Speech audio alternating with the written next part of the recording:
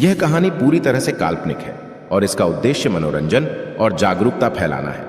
इस कहानी में वर्णित पात्र, घटनाएं और प्रथाएं ऐतिहासिक, धार्मिक या सामाजिक संदर्भों से प्रेरित हो सकती हैं, लेकिन इनका किसी भी जीवित व्यक्ति, समुदाय या वास्तविक घटनाओं से कोई संबंध नहीं है।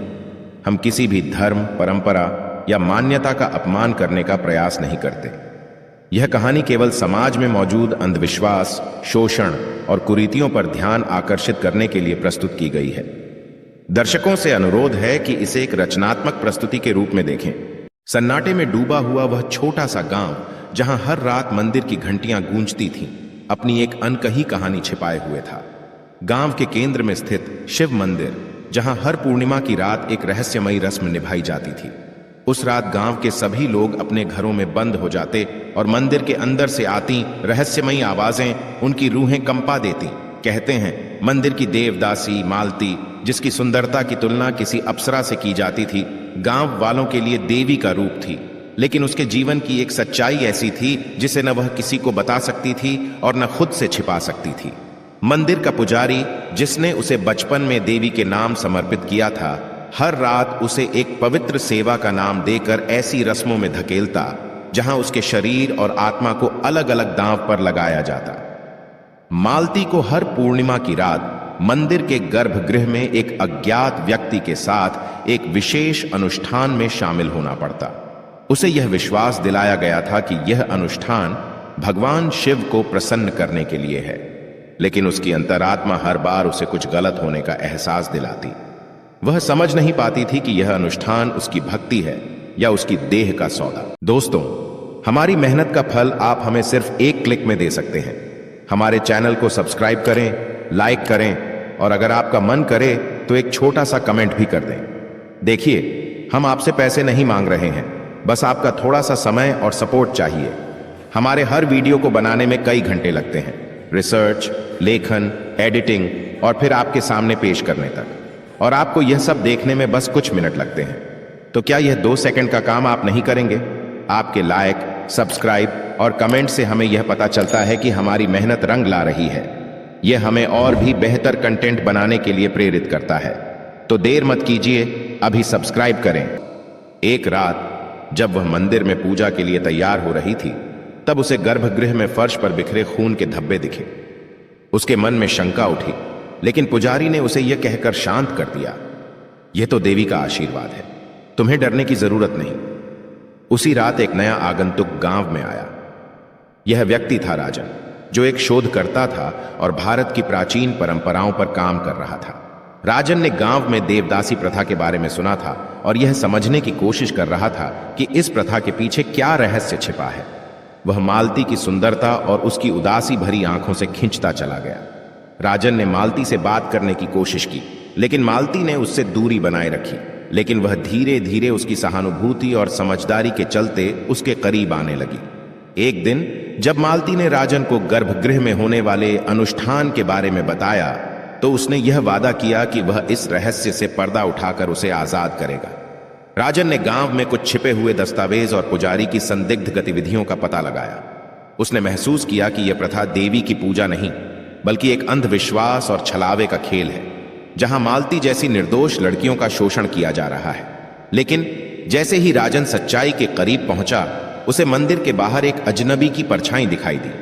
वह परछाई पुजारी की थी, लेकिन उसकी आंखों में क्रोध और हिंसा थी। अगली पूर्णिमा की रात मालती गर्भगृह में अपनी पवित्र सेवा के लिए जा रही थी, लेकिन इस बार राजन भी चुपके से वहां पहुंच गया।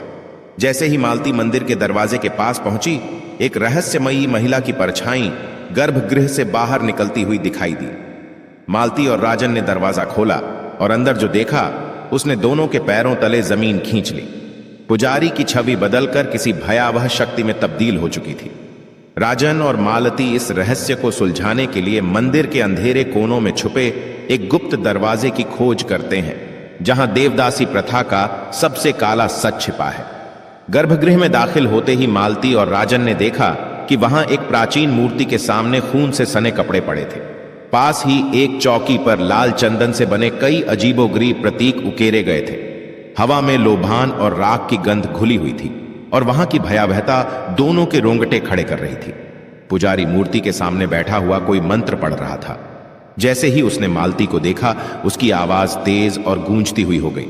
उसने चिल्लाकर कहा, तुमने देवी के अनुष्ठान को भंग करने की हिम्मत कैसे की? तुम्हारा जीवन देवी को समर्पित है और यह तुम्हारी सेवा का अंतिम चरण है। राजन ने पुजारी को चुनौती दी, यह सेवा नहीं बल्कि छल है। तुमने मालती और अन्य देवदासियों का इस्तेमाल अपने स्वार्थ के लिए किया है। लेकिन पुजारी ने जवाब में केवल एक शैतानी मुस्कान दी और कहा, यह केवल शुरुआत है। जो यहां तक आए हैं वे कभी वापस नहीं जा सके। राजन ने गर्भगृह में ध्यान से देखा और पाया कि वहां एक छिपा हुआ दरवाजा था जिसे लोहे की मोटी जंजीरों से बंद किया गया था। मालती को यह देखकर याद आया कि बचपन में उसने इस दरवाजे के बारे में कुछ सुना था। यह दरवाजा शापित देवदासियों की आत्माओं को कैद रखने के लिए था। राजन ने किसी तरह वह दरवाजा खोलने की कोशिश की, लेकिन तभी पुजारी ने एक लोहे का त्रिशूल उठाकर उस पर हमला कर दिया। राजन ने तेजी से खुद को बचाया और मालती के साथ वहां से भाग निकला। मालती ने राजन को बताया कि हर पूर्णिमा की रात एक नई लड़की को इस अनुष्ठान के लिए लाया जाता है। वे लड़कियां धीरे धीरे गायब हो जाती हैं और गांव वालों को लगता है कि वे देवी का हिस्सा बन चुकी हैं। लेकिन मालती को हमेशा लगता था कि उन लड़कियों की आत्मा चीख चीख कर न्याय मांग रही है। राजन ने समझ लिया कि पुजारी केवल अपने काम वासना और सत्ता के लिए इस प्रथा का उपयोग कर रहा था, लेकिन उसने यह भी महसूस किया कि इस प्रथा के पीछे अलौकिक ताकतें भी हो सकती हैं। अगली रात राजन और मालती ने हिम्मत जुटाकर फिर से मंदिर में प्रवेश किया। जैसे ही उन्होंने गर्भगृह का दरवाजा खोला, अंदर से कई स्त्रियों की चीखें सुनाई दी, कैद थीं। एक आत्मा ने मालती से कहा, हमें यहां से आजाद करो, यह मंदिर हमारा मकबरा बन चुका है। पुजारी ने हमें धोखा दिया। लेकिन जैसे ही राजन ने आत्माओं को छुड़ाने के लिए मंत्र पढ़ना शुरू किया, पुजारी वहां पहुंच गया। उसने गर्भगृह में एक भयावह शक्ति का आह्वान किया। पूरी जगह काले धुएं और आग की लपटों से भर गई। जब मालती ने हिम्मत करके पुजारी को रोकने की कोशिश की तो उसने चिल्लाकर कहा, अगर तुमने मुझे रोका तो यह पूरा गांव श्रापित हो जाएगा। तुम्हारी आत्मा हमेशा के लिए अंधकार में कैद हो जाएगी। अचानक गर्भगृह का फर्श फट गया और नीचे से एक अजीब सी रोशनी निकलने लगी। राजन और मालती अब उस गुप्त दरवाजे के अंदर घुस चुके थे, लेकिन वहां जो उन्होंने देखा वह उनकी कल्पना से परे था। एक विशाल काली मूर्ति और उसके चारों ओर सोने की मूर्तियों में जड़ी कई देवदासियों की आकृतियां बनी हुई है। जैसे ही राजन और मालती ने गुप्त दरवाजे के अंदर कदम रखा, उन्हें ऐसा महसूस हुआ जैसे समय और स्थान दोनों ठहर गए हों। यह कोई साधारण स्थान नहीं था। दीवारों पर अजीब अजीब आकृतियां उकेरी गई थीं, जिनमें स्त्रियों को बलिदान करते हुए दिखाया गया था। हर कोने से स्त्रियों की धीमी धीमी सिसकियों की आवाजें गूंज रही थीं। मालती की नजर उस विशाल काली मूर्ति पर पड़ी, जिसके चारों ओर सोने की मूर्तियों में जड़ी देवदासियों की आकृतियां थीं।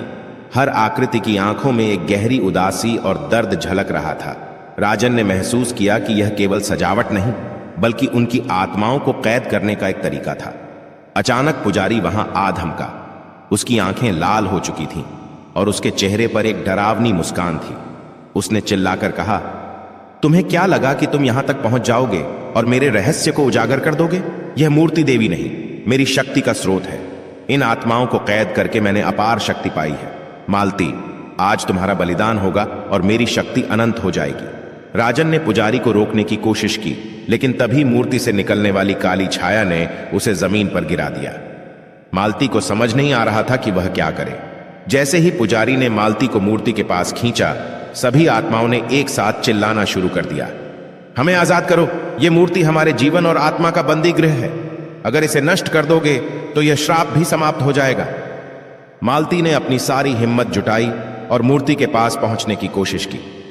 पुजारी ने उसे रोकने के लिए मंत्रों का प्रयोग किया, लेकिन तभी एक आत्मा ने राजन को पुकारा और कहा, उस मंत्र को पढ़ो जो दीवार पर लिखा है, यह पुजारी की शक्तियों को खत्म कर देगा।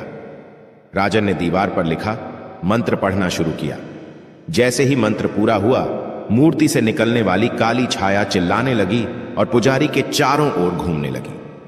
पुजारी चीखते हुए बोला, नहीं, यह सब खत्म नहीं हो सकता, मैं अजेय हूं। मालती ने अंतिम प्रयास में मूर्ति को धक्का देकर गिराने की कोशिश की। राजन ने उसकी मदद की और दोनों ने मिलकर मूर्ति को जमीन पर गिरा दिया। जैसे ही मूर्ति टूटी, एक तेज रोशनी ने पूरे स्थान को भर दिया। रोशनी के साथ ही सभी आत्माएं मुक्त हो गईं। उनकी सिसकियां खुशी के गीतों में बदल गईं। एक आत्मा ने मालती से कहा, तुमने हमें आजाद किया, अब यह प्रथा हमेशा के लिए खत्म हो गई है। यह गांव और तुम्हारा जीवन श्राप से मुक्त हो गया है। पुजारी ने आखिरी चीख मारते हुए दम तोड़ दिया। उसकी शक्तियां उसे ही नष्ट कर गईं। अगली